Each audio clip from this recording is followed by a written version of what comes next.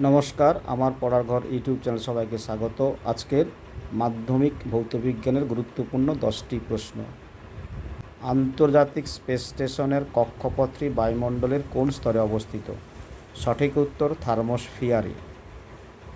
Question number 2, P বনাম 1/v লেখচিত্রের প্রকৃতি কী? সঠিক উত্তর মূল বিন্দুগামী সরলরেখা। 3 নম্বর প্রশ্ন, পরম উষ্ণতার সঙ্গে গ্যাসের ঘনত্বের সম্পর্কটি কী? গ্যাসের ঘনত্ব পরম উষ্ণতার ব্যস্তানুপাতিক, d⁴ t। 4 নম্বর প্রশ্ন, জল ও বেনজিনের মধ্যে কোনটিতে KCl দ্রবীভূত হয়? জলে। 5 নম্বর প্রশ্ন, আলোর প্রতিসরণের সময় আপাতন কোণের কোন মানের জন্য স্নেলের সূত্রটি প্রযোজ্য নয়? 0 ডিগ্রি তলের সাপেক্ষে লম্ব আপাতন। N2 আপেক্ষিক রাসায়নিক নিষ্ক্রিয়তার একটি কারণ উল্লেখ করো। N2 অণুতে 2টি নাইট্রোজেন পরমাণু সমযোজী ত্রিবন্ধন দ্বারা যুক্ত, তাই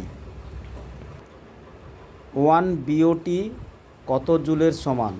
সঠিক উত্তর 1 BOT সমান 3.6 × 10⁶ জুল।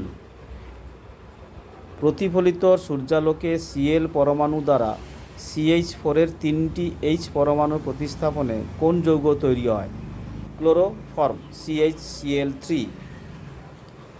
গাঢ় H2SO4 উপস্থিতিতে CH3COOH এবং C2H5OH এর বিক্রিয়ায় উৎপন্ন যৌগের গন্ধ কিরূপ? পাকা কলার সুমিষ্ট গন্ধ। 10 নম্বর প্রশ্ন, থার্মিট মিশ্রণ কি? 3.1 অনুপাতে Fe2O3 এবং Ai চূর্ণের মিশ্রণ। 11 নম্বর, অ্যালুমিনিয়ামের ধাতু নিষ্কাশন কি পদ্ধতিতে হয়? তড়িৎ বিশ্লেষণ পদ্ধতিতে হয়।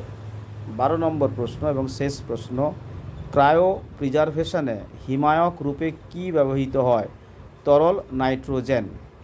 10 নম্বর প্রশ্ন, থার্মিট মিশ্রণ কি?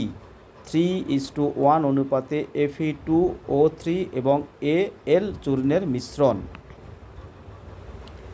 গাঢ় H2SO4 উপস্থিতিতে CH3 ও COOH এবং C2H5OH এর বিক্রিয়া উৎপন্ন যৌগের গন্ধ কিরূপ? পাকা কলার সুমিষ্ট গন্ধ।